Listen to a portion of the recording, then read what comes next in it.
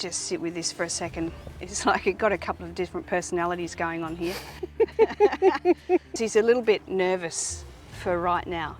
This conversation makes him a little bit nervous. So he's coming across as a little quieter and introverted or shy. But he's also showing me like he's doing this kind of dance. Like pump up the jam, pump it up. Like he's kind of dancing and singing. Does that make sense? Do you see a couple of different personalities of his come through? Yes, he's very different. He's like, I'm unique and I can snap. I can snap like this. I can go from that personality to that one, to that one, to that one. And it's never the one you think I'm going to be. Correct. Look at him looking, he knows. He's like, yep. Harry I've only had for just on 2 years. Right, okay. And be very interesting to know his background. Okay, he wants to jump into a bit of a past life actually. Hopefully you're open with that sort of concept. Yeah. Because that past life relates very much to this one. Okay, he was a therapy horse in a previous lifetime, and that lifetime wasn't actually that long ago. I want to say 1 to 2 lifetimes before this one. He was a therapy horse, and he's at the front, and there's all of these what look like teenagers to late primary school, early teenage age group, and it would be up to that child or that teenager to choose their horse. Ah, okay, this is making sense. This company or this program was all about helping young reprobates figure out who they were, and they would align themselves with a horse that had a very similar personality or not. So he had multiple personalities in this lifetime, and it was very specifically to help these young kids that had really traumatic lives and hardship. He had to figure that child out that chose him very quickly, and then he would be them.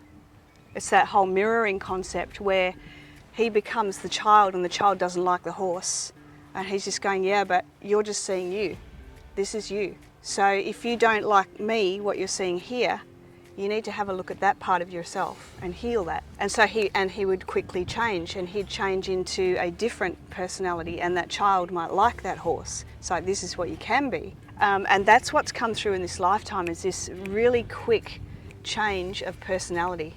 So when I first was connecting with him, it's like he was showing me that and that and that. It's like, well, who are you? Because sometimes I feel like it's probably really hard to actually know who he is. And then I don't know that he knows really who he is either.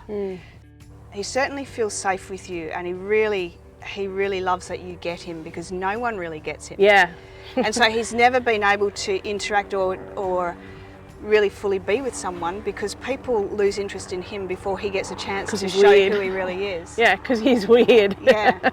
Yeah. But I accept that, and then I've just sort of worked with what I've got, and yeah. He's very ungrounded as well. Like he feels like he's quite floaty off the ground and disconnected. And actually I think, and his polarity is all over the shop. When a horse is not grounded, their behaviour can just be so random. And the most simplest things to ground a horse can bring calm in chaos. So it's always a good thing to know how to do. So we need to be connected into the earth. And then we have our north-south, our energy flow, which is our polarity. And everybody, you know, from a horse, like that whole top line is north and the bottom line is south.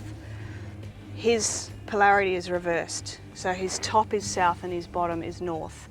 And so everything's just kind of a little bit all over the place. He falls out of polarity a lot, and I want to show you how to do this, and I probably can't show you on him because he won't let me. So I'll show you in the air. To ground a horse, there are many different ways, but to ground them very easily, you can do one of two things. You can bring your hand onto the withers and swipe it down that left leg and off the hoof. As you're pulling that energy down from top to bottom, see the energy go down all 4 legs and straight down through the centre of their hooves and into the centre of the earth. And then just intend little anchors to lock him in. Ground yourself, ground your horse, and things can change dramatically. And it's that quick.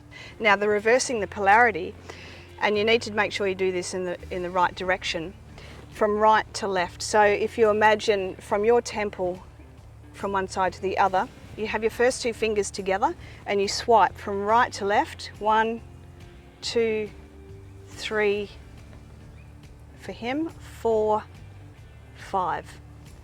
It's usually anywhere from 3 to 5 times. But you know, you just feel it's like, is 3 enough? No, 3 is not enough. So ground, reset polarity, do it for yourself as well. Do you have any questions for him? No, as long as he's happy. He seems a lot happier. Mostly happy, not fully. And I feel this from the chest up into the throat chakra. The third center is our relationship with ourselves. So for him, it's his relationship. If I have a look at his third energy center, which is it's very small and it's very cautious and uncertain. I want to say there, it's like, I don't really know who I am. I don't really know who I am here. I don't really know if I fit in. And this feels like around the other horses as well as people. So he's always like, I feel like I'm always looking and wondering, and it's like, am I okay? He's showing me turning. He's got a really tight turning circle. Is he a good turner? He's a very good spinner. We were doing it yesterday, and yesterday we just started to get really good stops, like sliding stops.